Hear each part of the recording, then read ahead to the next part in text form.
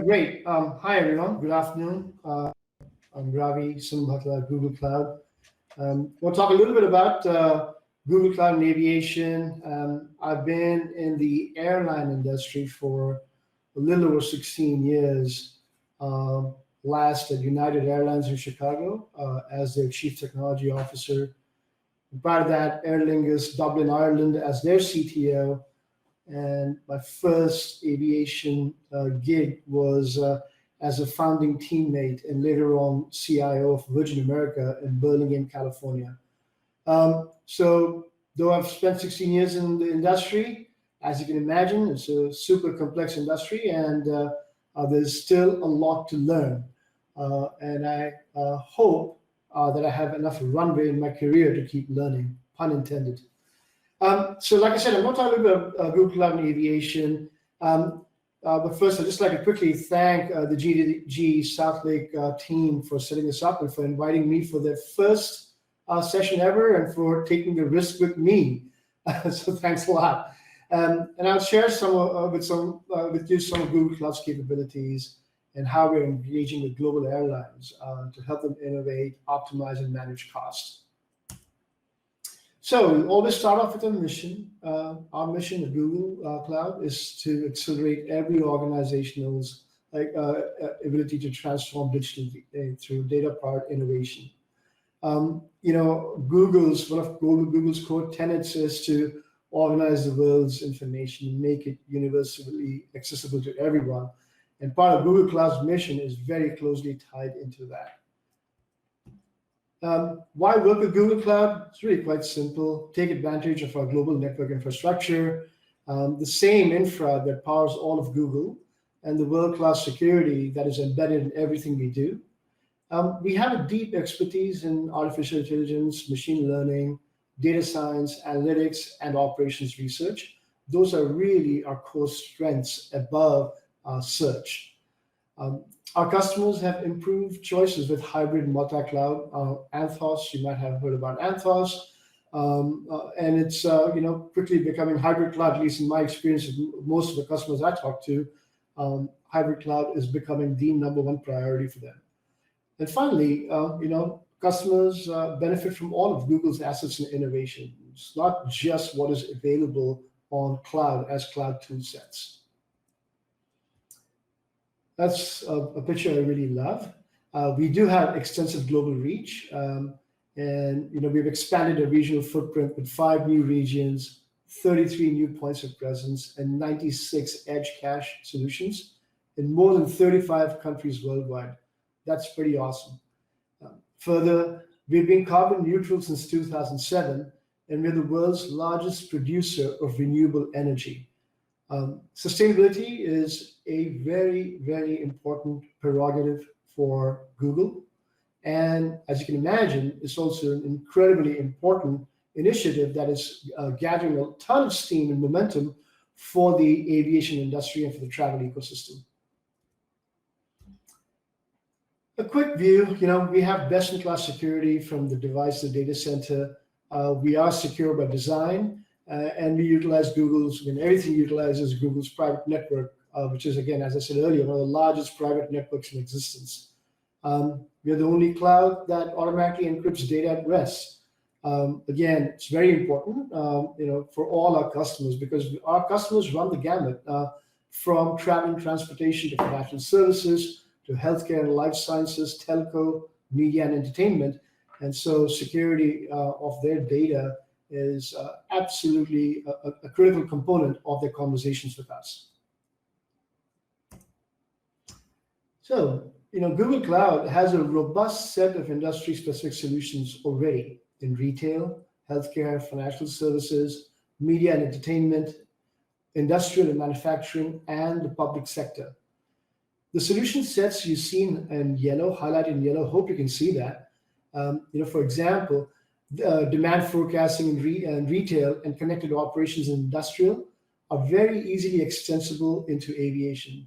So think about it, when we talk about demand forecasting, passenger demand forecasting, revenue management systems, yield management systems, leading up to better network and planning and scheduling, incredibly important for airlines. And many of the tool sets, many of the solutions we are building or putting together actually lend themselves very well across verticals that we serve. In addition, we offer functional solutions like contact center AI, which enables rich and conversational experiences with AI-powered features. It's like a horizontal solution, CCAI, as we like to call it, runs across any vertical where you will see where the customer or customers have contact centers, either their own contact centers or their customers' contact centers.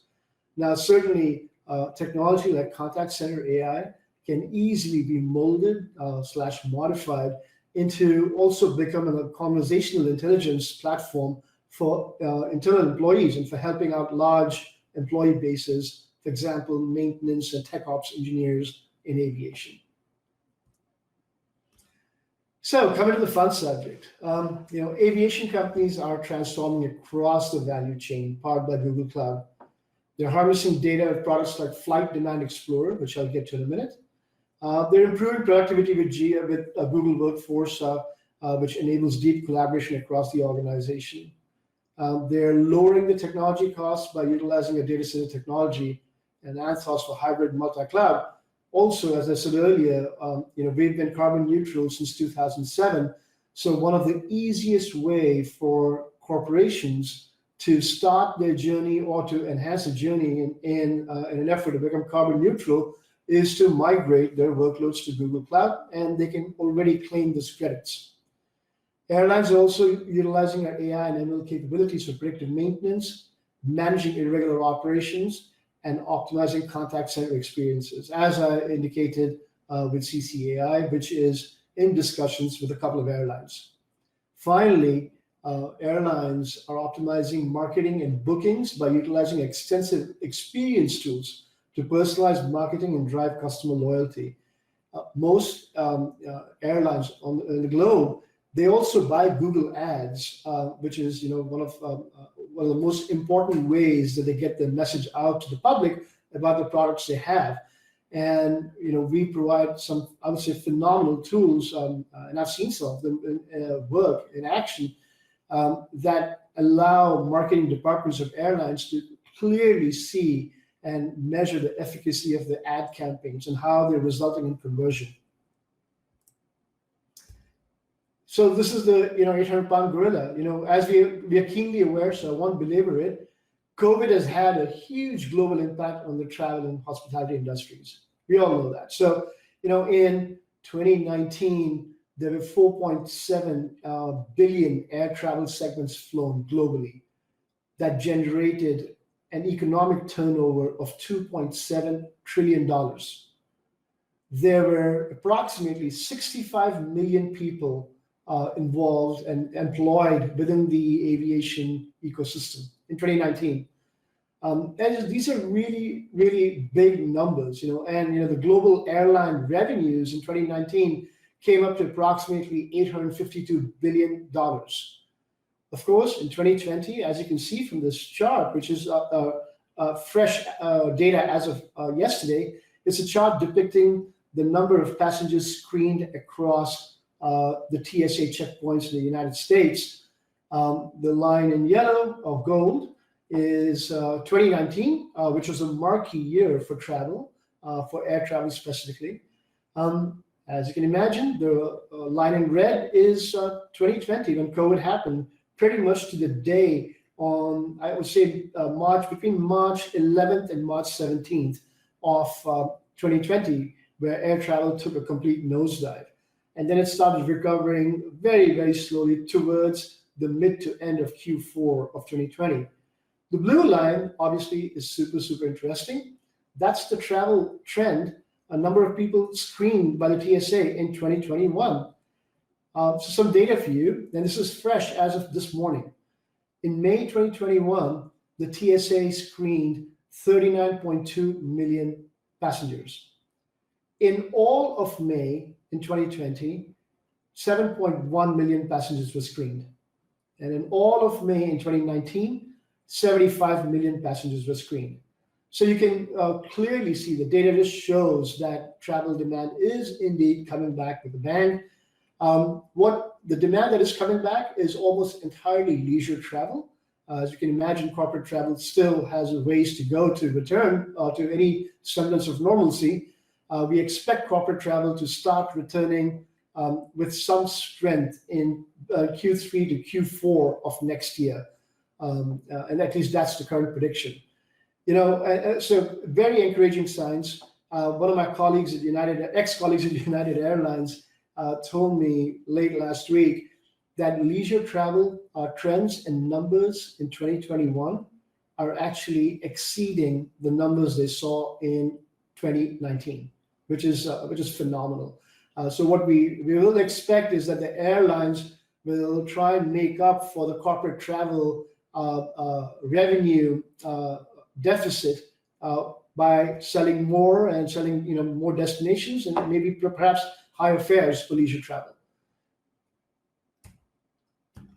All right. So COVID, a lot of airlines realized that with COVID they had a real sudden surprise, and it necessitated a need for highly reliable insights to analyze flight demand from various signals, not just the signals they saw, but signals across markets, across industry verticals that indicated consumer behavior, propensity to pay, concerns over travel, health concerns, and also destination concerns. It's not just health that concerns a traveler, mostly an international traveler. It could also be geopolitical situations.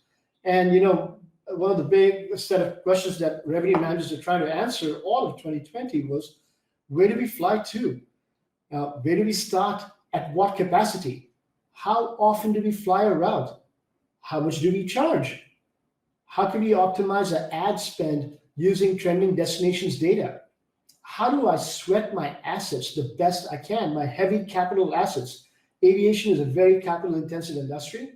I'll give you an example where in 2020, there's a very large low-cost carrier in Asia who had, in their peak in 2019, the best numbers in the industry for aircraft utilization. So they were flying their narrow bodies for approximately 12 and a half hours a day. During the pandemic, they were not able to take that number to greater than 4.5. That's an incredible reduction in capacity that we can see, an incredible reduction in utilization of their hard assets. Needless to say, an airplane that is not flying is not making any money. It's just costing a ton of money for the airline.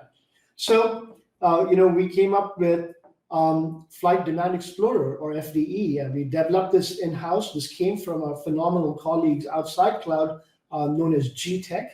And they developed Flight Demand Explorer, which integrates Google Search and Google Flights data to assess flight demand by analyzing user query volumes as they search for itineraries and merging that data with publicly available schedule data. Airline process timelines have become greatly compressed. When I talk about processes, airlines will have a process like network planning and scheduling, which they take 6 months out, from today to 6 months out in the future.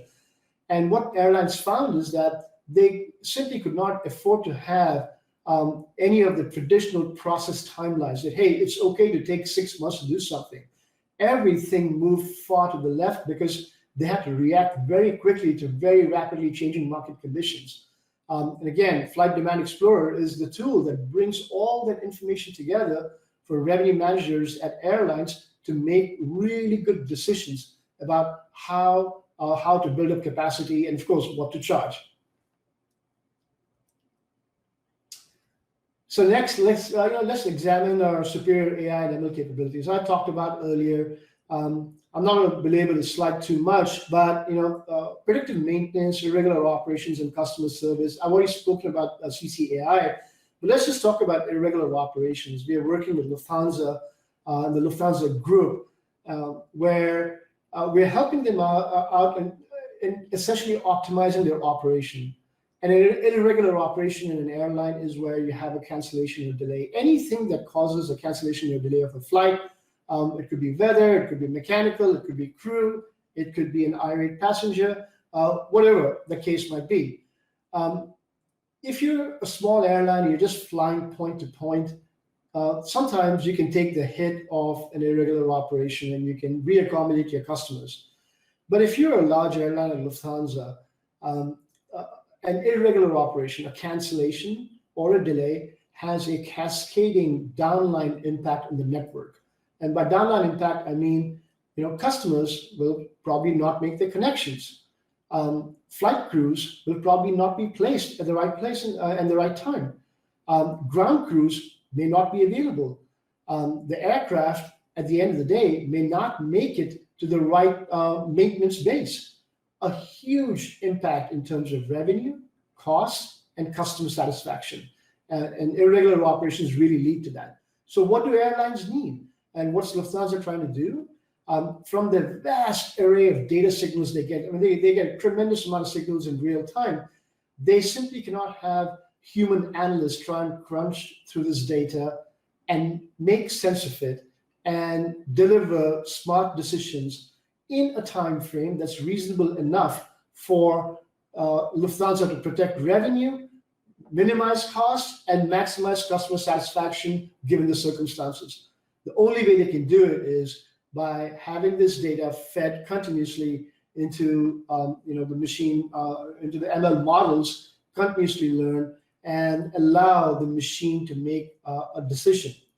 I'm quite happy to report that in the experiments that we are conducting with Lufthansa, just over the last 3 weeks, I would say, the decisions made by the algorithm have proven to be the best decisions in simulations for Lufthansa. So much so that the Lufthansa operations management basically told us that they wouldn't even have considered the decision that the machine made. But once they actually peeled the onion in the decision, they found that to be the most, I would say, effective decision in terms of protecting revenue, cutting down costs as best as possible, also preserving CSAT as best they could, and also to be the most sustainable friendly or sustainability friendly solution.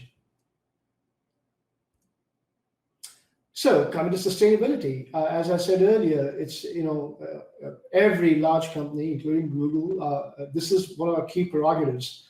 Sundar wants us to aim high. He set the pace for us, and in our third decade of climate action, we're going even further to help build a carbon-free future for everyone. Again, I'm very proud to say that, indeed, we've been carbon neutral since 2007, but we too have work to do. These numbers speak for themselves. Global tourism accounts for 8% of global carbon emissions, of which obviously transportation is the largest contributor to this. And many a time we think about transportation as relegated to air, train, road. But when I talk about transportation, I'm talking about the ecosystem. I'm talking about every bit of activity that needs to happen or that is happening in an attempt to make the transportation world come alive. So, for example, when you're taking a flight out of Chicago O'Hare, it's not just your flight, not just your airline, but it is all the ground personnel at the airport. It is the airport operations. It is the FAA. It is all the ground transportation. The fueling, the fire engines, everything, the entire ecosystem that serves that one particular flight. That is how we need to calculate, the carbon footprint and the sustainability view. Pretty important for us to do, and Google is, I would say, playing quite a leading role in this, and I'll get to that in a bit. So we've also learned that users, end users, do want to offset their travel. In fact, younger generations of people, including kids of some of my friends, not my kids, but kids of some friends of ours, are basically saying that they want to understand the carbon footprint of leisure travel. So if you want to take a vacation, what is our carbon footprint? And if their parents are not finding a way to offset it, the kids are actually refusing to fly. This is, becoming more and more prevalent. Now, I'm not sure whether it's out of the kindness of their hearts or they're following some trend on TikTok or social media. Doesn't really matter. What matters is the outcome, which is that they're making some very well-informed decisions. And as you can see, 46% of users or travelers are willing to pay greater than 2% of the ticket price in terms of buying a carbon neutral flight versus a non-carbon neutral flight. And this study was done by McKinsey. So aviation emissions are expected to nearly triple in the next 3 decades. It's because of growth in demand, competitive pressure, and literally physics of flying. At some point, you cannot beat physics. We all know that, right? We can keep trying, but flying a number of human beings in a metal tube between 35 and 45,000 feet at 650 miles an hour requires a way to power the engines, and that power comes from fuel. So more and more airlines, and an example fresh in my mind is United, have really committed to sustainability. They're already using biofuels for many of their routes. You can buy carbon offsets, but they've also committed to be fully sustainable by 2050. And it is not just via offsets. We're also working with a number of bodies like ACI, which is Airports Council International, they're a trade body for 2,000 global airports, and they too are very, very focused on sustainability from an airport and a ground activity perspective. So we know, and Sabre, my dear friends at Sabre have known this since the 60s. Aviation is an extremely complex, very complex environment. It'll always remain so. We just need to embrace the complexity. Their airlines, their main job is to continuously optimize business in a highly complex environment. And the optimizations go around revenue, cost, operations, and security, right? So at the end of the day, airlines are not nonprofits. They're always desperately trying to make more revenue, but also more margin or yield. Making high quality revenue has always been, I would say, the main initiative within commercial teams of airlines.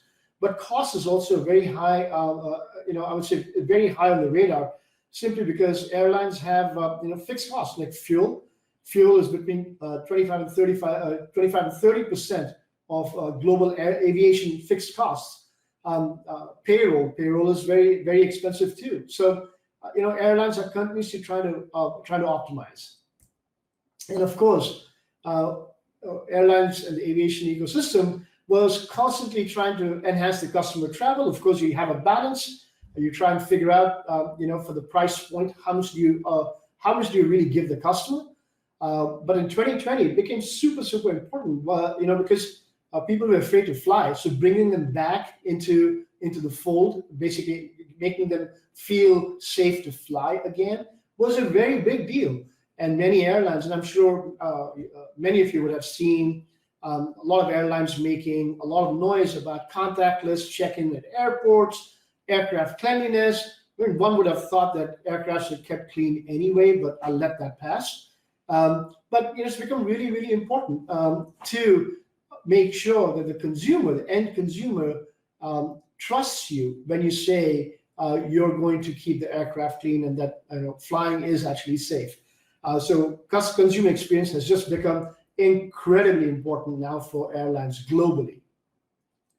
Now moving on to a little bit of a sustainability view. Okay, so there's a website named ecopassenger.org, which allows users to model their carbon footprint within European skies. I'm yet to find something in the United States, so if anybody can ping that, I'd be very appreciative.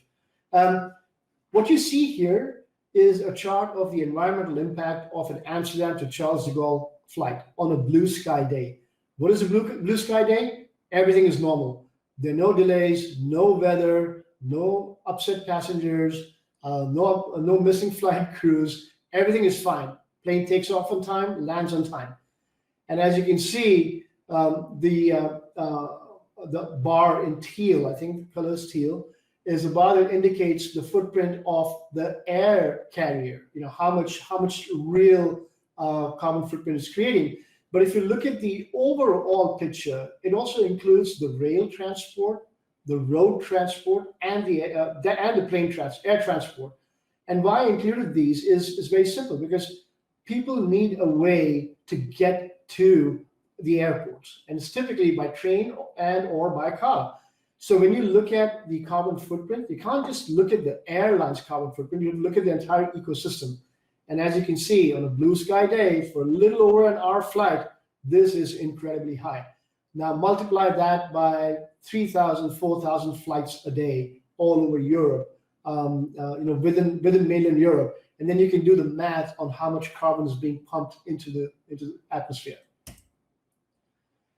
So, disruptions and irregular operations also, they result in large-scale impacts with numerous signals streaming continuously. Disruptions lead to negative customer experiences. Airlines have bottlenecks in communicating with customers, rebooking on alternate flights, hotel accommodations, ground transportation, issuing refunds and vouchers, staffing the contact centers, and managing downline impacts, like as I alluded to earlier. And large disruptions, led by weather and, God forbid, accidents, have multiplier effects on the environment in terms of, CO2 emissions, energy resource utilization, and releasing more particulate matter into the air we breathe. So, for example, Hurricane Florence in 2018 resulted in over 3,200 flights being canceled and a 30 million write-down for Delta. It's an incredible cost for the airline industry, and it's completely uncontrollable.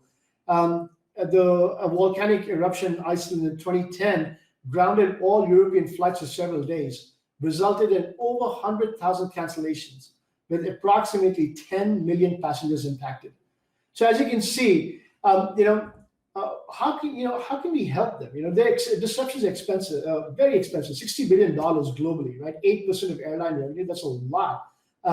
So we can, using advanced technology, using our data sciences, we can help make better decisions, faster decisions on how to handle disruptions across the spectrum, from all the way from the customer to the airline employee. And as I said, it's multiplier effects, and the only way we can actually address these problems is using technology, and not just using any run-of-the-mill technology, but applying machine learning to it, all for the reason that we need to make better decisions given the mass of data we're receiving in real time. We call it streaming data, to make really good decisions and actually execute on them. So it leads us to AI-based disruption management solutions. Again, goal is to minimize costs, protect revenue, maximize customer satisfaction given the circumstances, and minimize the carbon footprint. Over time, humans and analysts who run network operation centers or SOCs will begin to trust the decisions made by the AI, as they see that the decisions are usually very, very good, and they have the highest rate of efficacy. Also, what's very important is that our technology will drive collaboration across the ecosystem: airlines, airports, air traffic control, airframe manufacturers, and regulators, and of course, indeed, consumers and technology companies. And then finally, contact center AI, which is already a solution, allows contact centers to be truly effective when customers need them. Just think of the time. I don't know how many of you have ever suffered a disruption during weather. When you called into an airline's contact center, how quickly were you served? What's the point of having a contact center if you've got to wait for 2 hours for someone to answer your call, and then it takes them another 3 hours to not solve your problem? How about we take all of that human manual process, take it away, and automate it? This is an example. So today, as you can see, at 9:30, actually maybe 10:30 a.m. Central Time, there were 12,479 flights in the air. It's a beautiful sight to see. It's still, I would say, far less than what you would see in what you would have seen in 2019. But in 2019, all of 2019, there were 200,000 flights in the air throughout the year. Amazingly enough, in 2021, we've already seen that number climb to 168,000. That is a huge number, which is like, but this is all flights, commercial, business jet, private flights, etc. For purely commercial flights, 2019, there were 118,000 flights, and 2021, already the number is at 73,000. And we have reached just half the year. So really, really encouraging signs. But also really worrying, if you look at the number of planes in the sky at any given time, there's a lot of fuel being burned. Which leads me to here, optimizing flight plans. Someone very smart said it takes fuel to carry fuel. And many conditions can change during flight, like wind, ATC directives, weather, restricted flight levels, which are, I would say usually the military calls them.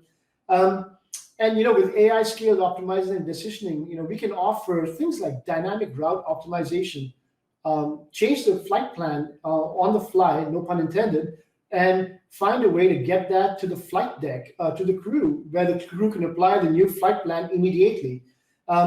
It also allows for accurate weight and balance calculations, very important for air travel. Diversion planning and execution. Airlines are fantastic at planning diversions. They're not so good at actually executing diversions. A diversion is very simple concept. You're flying from point A to point B, something happens mid-flight, and you have to divert to the closest airport that can handle the aircraft type that you're flying. It's very important for safety, among many other things, and the execution of that leaves a lot to be desired. Another very interesting company is doing something really smart. Houston Airport, for example, has between, I think, 7 or 9 inbound landing vectors, and every inbound aircraft is assigned one of these vectors by air traffic control. These vectors and the assignment of an aircraft with a vector is only seen by ATC as what they can control and to optimize their control. It does not take into account whether the aircraft will land on time, whether the aircraft contains customers, passengers who are in a very tight connection, then they need to be on time. And of course, it doesn't take into account if the aircraft is sent to a wrong vector or to a longer vector, are they going to be burning more fuel? So this company named Airspace Intelligence, and they had a very recent announcement with Alaska. I encourage you to go look it up. Do exactly that. They help optimize the inbound vectors, so the airline's network operations center and the station operating center can actually assign the right and most optimal vector in real time to the flight before air traffic control takes over. Again, moving the problem left, solving it using technology. And of course, they're very heavy users of our ML and AI tool sets. Moving on. A simple example of 2 flight plans. Again, Chicago to Charles de Gaulle. It's incredible. These are 2 flights going from the same origin to the same destination, except one ends up with 7,100 kilometers and 34 waypoints, and the other one is 6,700 kilometers and 20 waypoints. And there's always a good reason to take the long way home. Supertramp. There's a really, really good reason, but multiply that by 1,000. It may be 1,000 flights a month, or maybe 1,000 flights a quarter, or maybe 10,000 flights a year take the long way. What does that mean? What is that doing to our atmosphere? What is that doing to the airline's fuel burn? What is that doing to the on-time arrival? There's so many considerations here. Why is it that we can really seek the most optimal flight path every time? Again, like I said, there are many good reasons, but it would be fantastic if the network operations center of every airline had tools that will allow them to model this and publish this in real time, so it automatically applies to the flight deck. Again, really, really important. Also, Google is doing some very deep, foundational research on contrails that are generated by aircraft, and we're looking at, whether these contrails are causing, more carbon emissions to hit the atmosphere, and if so, can we look at weather data and can we look at the flight plan and replan the path so the contrails are not produced? So there's some fundamental research going on there, and we're bringing this Google X team together with a couple of industry bodies to really do a deep dive on how we could potentially model this and make it available to airlines, at least from an experimentation perspective.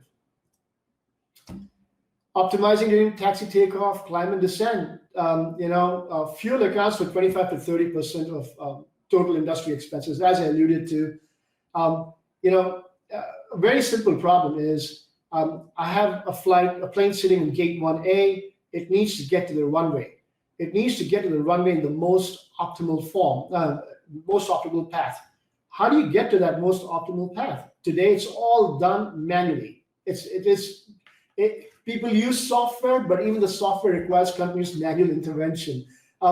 So it's really incredible. There's studies going on right now that try and analyze and minimize the number of, for example, acceleration and deceleration events between the gate and the top of the runway for the flight to take off. As you can imagine, even in a car, every acceleration and deceleration event causes more fuel to burn.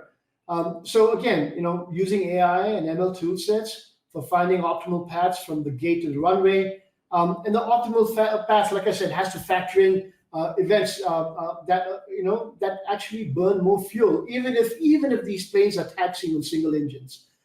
Really, really important consideration. A very hard problem to crack, but my firm belief is that with Google's AI and ML and operations research tool sets, we will be able to crack this at scale. So I would like to end this talk really quickly with this very brief video on 37 years of the impact to our planet, the human impact to our planet, and it'll give you an idea of why sustainability is very important, and also put the context of aviation in.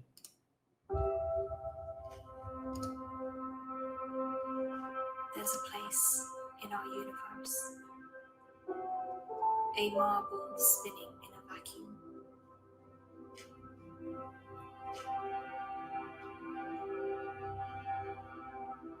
It contains life. It contains us.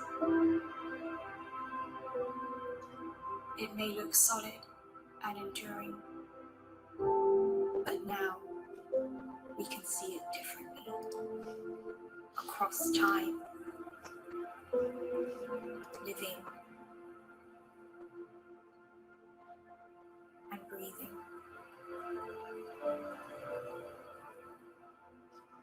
Across time, we can see that we, all of us, are changing this place faster than ever before. We can see the impact of the way we live.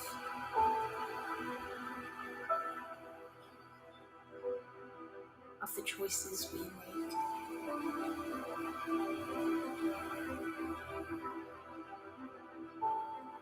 And see their consequences.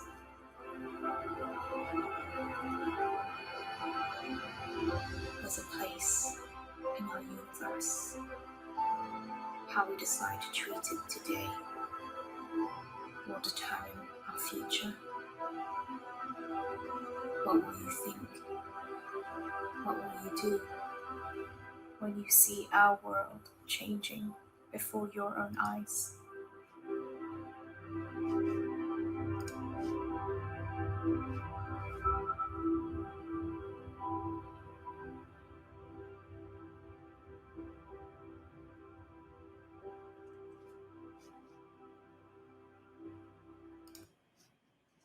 So I'll end it here with this very simple note. aviation is a very complex business, and it really makes the world go round. And I'm a huge fan of it.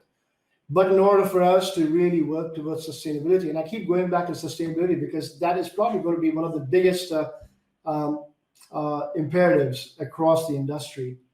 Collaboration is critical across the ecosystem partners, airlines, airports, air traffic control, airplane manufacturers, governments, regulators, industry bodies, the flying public, and of course, technology companies.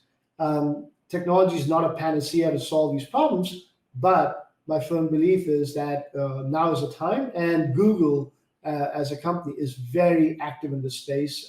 And the kind of interest I have heard from our airline colleagues and their C-suite is quite incredible. Now we just need to take that interest and actually convert that or morph that into something executable. Thank you very much. All right. Thanks, Ravi. Let me share my screen here. And in honor of Lefty winning the PGA Championship, and with the not a lot of audio on the cloud, we'll give Ravi the golf clap. The golf clap. It was very good.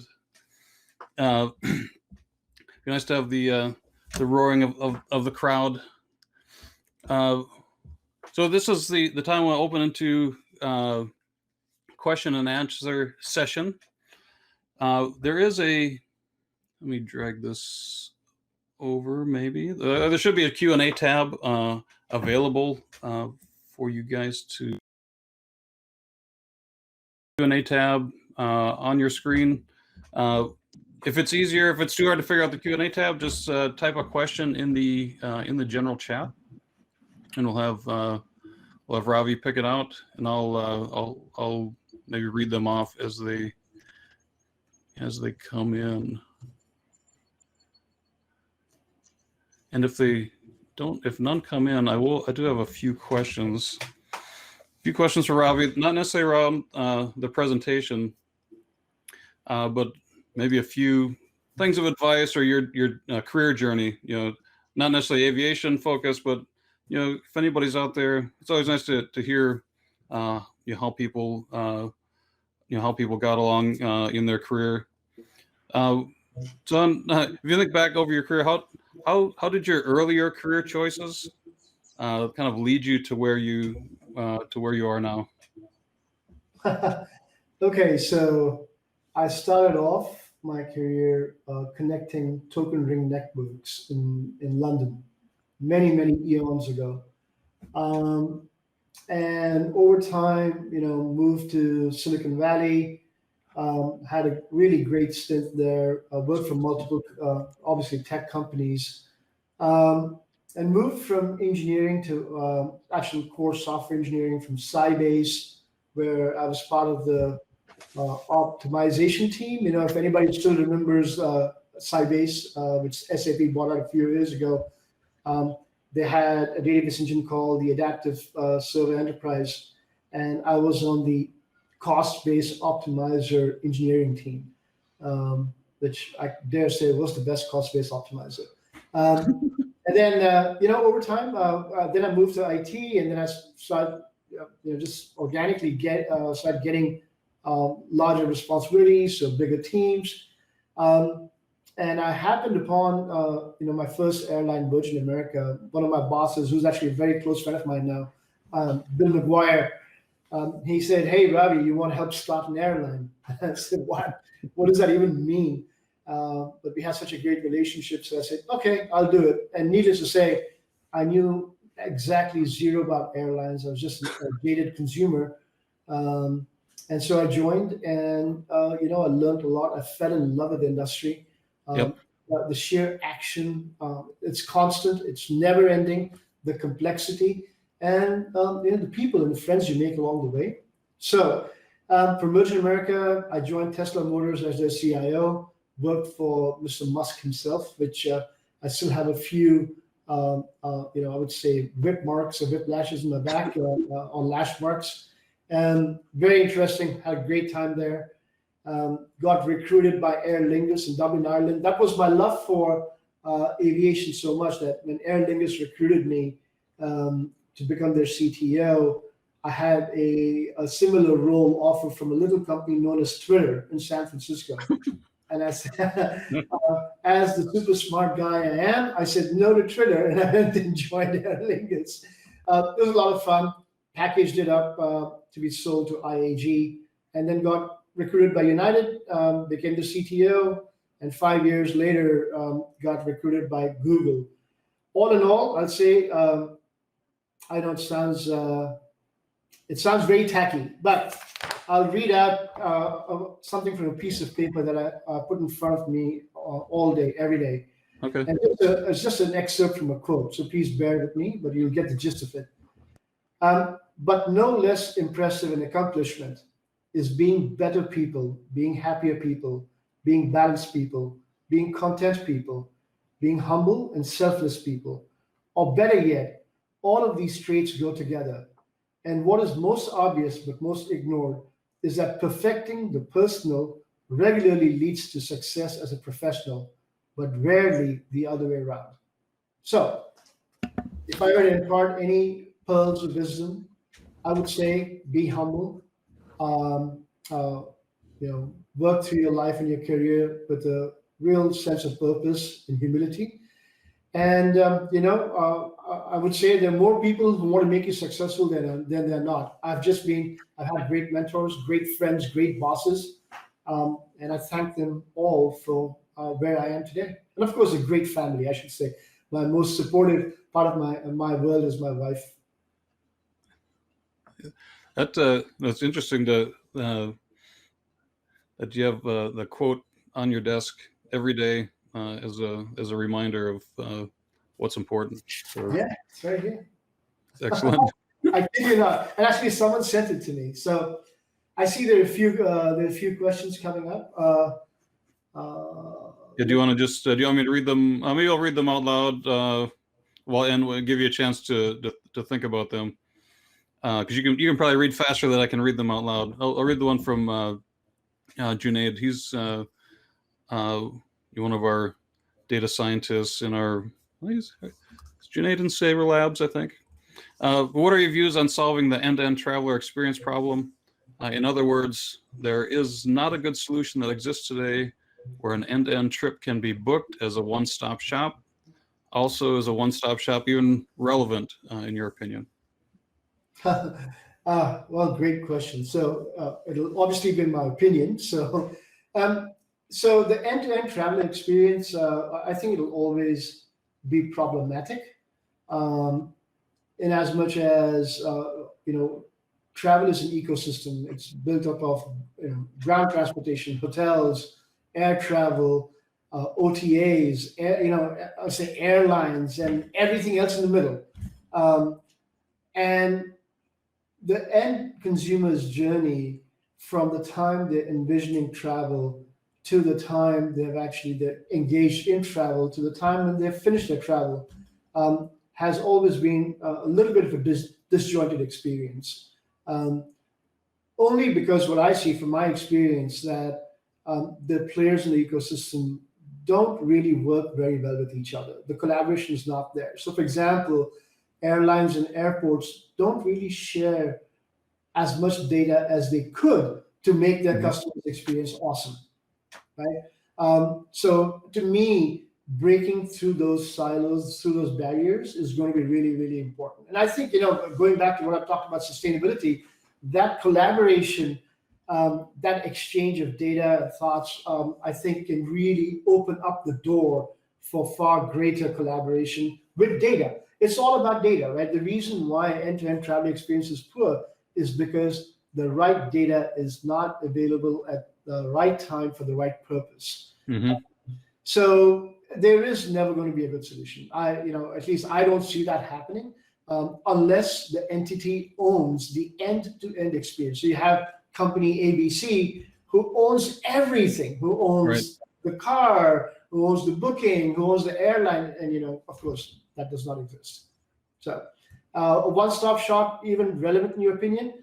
I think for consumer experience, sure, it is very relevant, a one-stop shop. But be mindful that the experience underneath that will still be quite disjointed. Mm-hmm. All right. We'll move on to the question from B. Joy Thomas.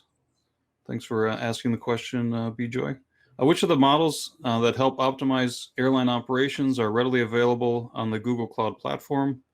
You mentioned the demand forecasting model that uses several data sources. What about the others? So is there, we know Google Cloud is underneath. Is there any of that stuff just available for anybody to use? It seems like the question is. Yeah. So I'll tell you, as far as the models are concerned, we can take this question back and get back to you from an engineering perspective, precisely what those models are. But there's Google has access to a lot of data, within the Google ecosystem. So there's a lot of demand signal data out there, like who is searching for what in terms of travel on Google.com.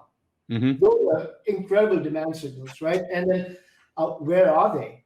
Where are they searching from? Where are they searching for? And bringing in those insights in real time and combining them with the data that's already available to an airline or to a travel technology provider like Sabre to kind of inform better, I would say, capacity planning or better pricing decisions is something that is one of our ambitions that we want to make come true. So Flight Demand Explorer, for example, and what I talked about, collates the data. It's market data where it's highly aggregated. So what we are not doing is allowing airline A to really dive into the demand, what we see as demand for airline B. Does that make sense? We show them what's the demand for this market. And then you go and take this information and apply it to your models. And so it says, what about the others? I would say, demand forecasting model is there, but what I'm really interested in our OR tool sets that John Orvint and team are working on with Lufthansa to optimize their operations. Very complex program, and if you're interested, Bijoy, we can definitely work with Nitin to get you talking to that team. Cool. Richard Ratliff has a follow-up, or a question somewhat related to Junaid's question. Do you think the easiest, most natural mode for customers to shop for travel is via natural language? If so, Google should be very well positioned to further these capabilities. I guess do you think natural language is the most natural way to try and to book your travel or search for travel? I completely agree with Richard. Hi, Richard. Hope you're doing well. Absolutely. At United, we experiment with NLP. At the end of the day, since I've been in the industry, since 2005, we still do the same thing. Where are you flying from? Where are you flying to? What are your dates? How many people? Do you have a lap infant?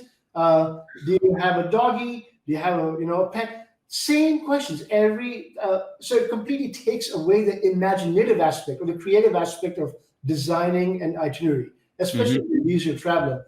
Wouldn't it be fantastic if you were able to go and just speak out what you want to do, right? And when I was at United, we as a team actually did that on Google, and it worked really, really well. And we I forget what we call that. There's some very creative name the marketers thought of it, but it was just based in NLP. I think that is the way to go. The other thing I'd like to also say is that what airlines do very poorly is keep their loyal customers engaged when those customers are not envisioning travel. Right? So most premium customers will buy 2 or 3 very expensive trips a year, and then they'll just go off the radar. But you want them back next year. Yeah. So again, allowing them to really, really think about travel in a different way, using NLP as a backdrop, I think it's a great idea. And I'm quite certain that Google Cloud, along with Sabre, will do some work there. Richard, you just added one more program to your list of many programs. All right, one more.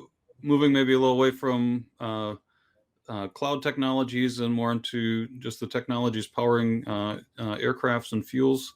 Yeah, what are your thoughts on potential new, more sustainable technologies for aircrafts and fuels, whether it's I don't know, biofuel or batteries, or um, any thoughts on that one? Well, I mean, biofuels are already there, right? They're already here. United already uses biofuels in many of its routes, and I think biofuels is the way to go. But it's still fuel. It's still Yeah. burning. It's still a chemical reaction that results in some CO2 going into the atmosphere. So I think, at least in my very humble opinion, um, the next quantum leap for airline technology, for engine technology, would be to be battery assisted. Just like a hybrid vehicle. So I think that's where to go. And honestly speaking, I'm not smart enough to know where else people are going with this. Yeah. Uh, I would love to know too. But I think that would be the next, unless someone figures out how to do fusion reactors and the size of a little remote control like this. I don't know. Yeah. But I tell you this: there are companies out there that are focused on bringing electric aircraft to the commercial market in the 50 to 300 mile travel distance range. So 50 to 300 miles is usually metro areas, right? Large Yeah. metro areas. Think San Francisco to Los Angeles, or San Francisco, San Diego, or close to that. Why would you want to fly? It's the most brain damage inducing process, to go to get to the airport, to go through TSA, to wait for your flight, only to be delayed, to land in Los Angeles, only to be delayed. Da, da, da, da. Why? Imagine if you had a ferrying service based purely out of battery technology, electric technology. And there are companies that are working on this. This Kitty Hawk in New Zealand that ferries people in 2-person or 3-person drones. I forget what the number is. Electric drones from smaller towns and villages to Auckland. So I strongly expect that's going to happen. That would definitely give us a way to skip the Dallas North Tollway traffic over here. Yeah. Well, the other thing is, the Boring Company. I don't know if any of you guys have heard about the Boring Company. Elon Musk's another pet project. I do not know if it was drug induced or not, but they're building tunnels. And typically, moving from point A to point B via tunnels very fast. Hyperloop is very fast. So Dubai and Abu Dhabi are, I think, close to finishing building up their Hyperloop connector. Which will transport people back and forth in the two cities really, really quickly. So it's not just air. There's a lot of alternate hybrid or intermodal modes out there. On the looks like we have one in from Kenny Kahn on travel shopping. Experience style travel shopping hasn't taken off yet. He doesn't see the ability to shop by experience rather than O&D. Is this happening anywhere? And can machine learning make it take off? Great question, Kenny. It is happening. More and more we see it. I'll go back to my examples. We introduced this at United in 2019. Actual experiences saying, hey, I have a family of 4. I have $2,000. I want to get the heck out of Chicago in winter and go to a beach destination and catch some rays. Tell me what I can do. Right? That is experience shopping. And we introduced that at United. I would say I believe it was the right thing to do, but soon after that, of course, we all got hit by the COVID experience when nobody wanted to fly anymore. So I'm quite certain it'll come back. And yes, Right. Kenny, absolutely. ML is what's going to help put the right set of experiences or choices in front of the consumer. And the reason why we say ML is it's really twofold. One is for the deep learning and being able to understand vast troves of data in real time. But it's also about understanding the consumer and building up enough understanding of the consumer so you can also influence their future decisions. All right. So I don't see. Am I seeing any questions? I think there was one question: where do we go to understand more of the travel problems that Google is working on? By Well, RB. Uh, right. Yeah, I missed that one. It was way at the top. yeah, yeah. I think there is not one place. Like I said, one is sustainability, but the other is commerce, right? Making the end user experience, fantastic. The third is creating, interconnects with adjacent industries like retail. That's a big area where travel can really benefit. The players in the ecosystem can really benefit. If any of you have traveled Newark, New Jersey, EWR Airport or IAH Airport, Houston, you will see all those.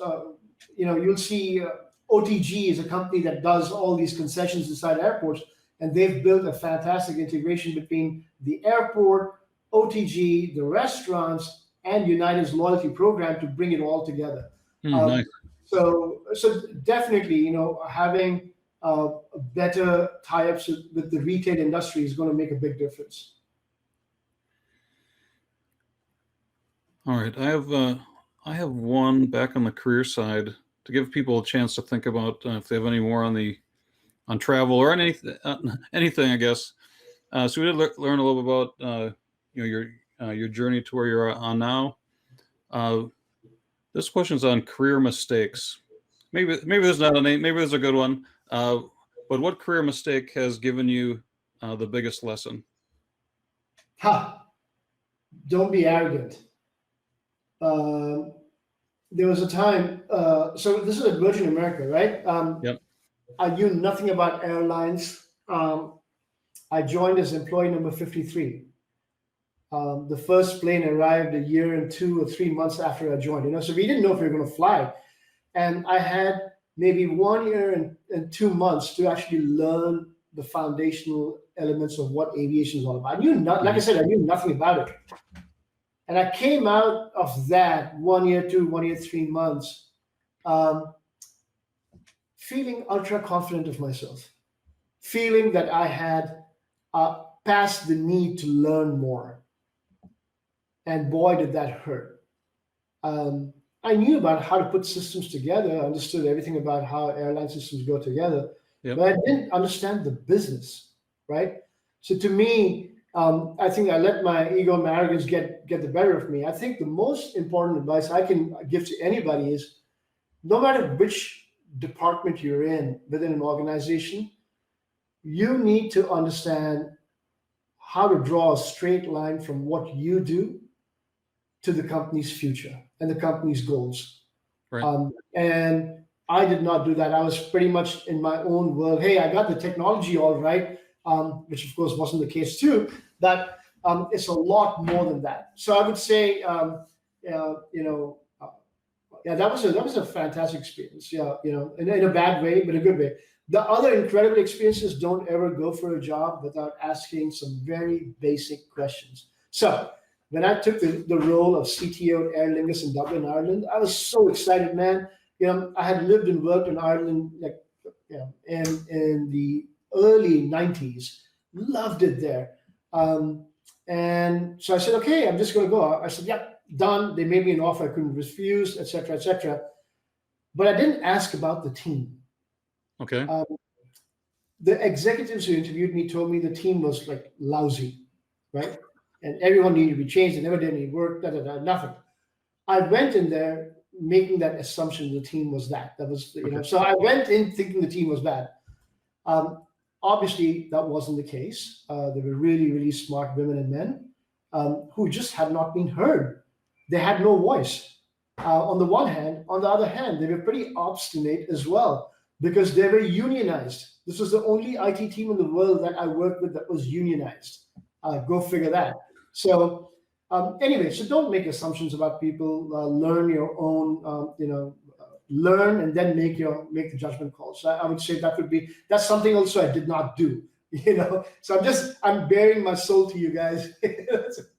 No, and definitely appreciate it because it's always it's always good to connect and hear you hear those types of stories.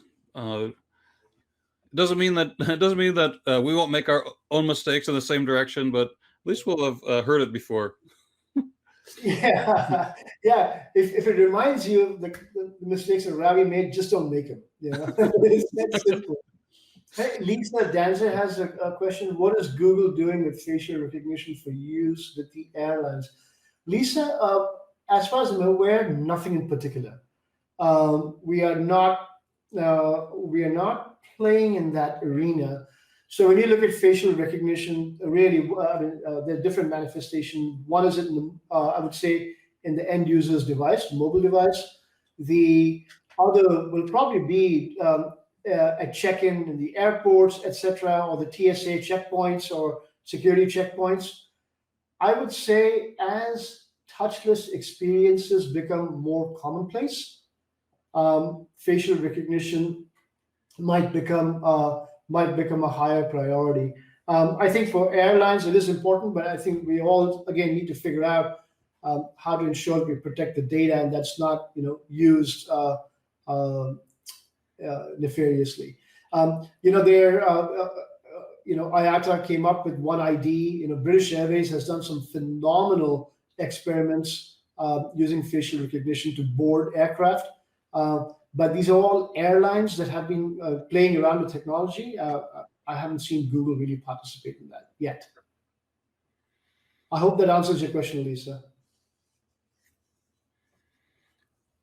All right. So, would you like to wait around for a few more questions, or do you want to wrap your section up, Ravi? I'm at your disposal. If you want to proceed, you still have 28 attendees. So Yep. if you want to proceed with your virtual networking, that might be more fun for them. Just listen to my monotone. Well, let me. I'll share the screen for the next slide, and if nothing comes up, then we'll know that it's time to move on. Let me make sure I share the right slide. Yeah. So definitely, thank you, Ravi, for being our guinea pig on our first ever group here in Southlake here, and we have a mix of Sabre folks and not Sabre folks that have joined up. Great look into the industry, especially a lot into the sustainability. And if Google Cloud is carbon neutral or whatever the phrase was, sustainable electricity, that just by moving compute into that cloud, you kind of get that benefit, that sustainability benefit of getting in there. But really, really appreciate you joining us. Thank you very much, and again, thank you for spending your valuable time with me. Happy to talk further if you folks are interested. All right, and we'll have. Yes. I don't think I have your email on here or anything, but on the invite we did. I think I did have your LinkedIn linked up. So, because if anybody needs to get tied into Ravi, you may give him a direct message on LinkedIn, or if you're a Google Cloud customer or want to be, work with your account executive, and they can probably arrange some time. All right. Yeah. My Google email address. It's okay. I know nobody's going to spam me, so feel free to reach out if you wish. All right. Thanks again. The golf clap, the one more golf clap, and really appreciate it, Ravi. Really appreciate it. I appreciate you having me on. Thank you very much, Jim and team, and good luck with the following events.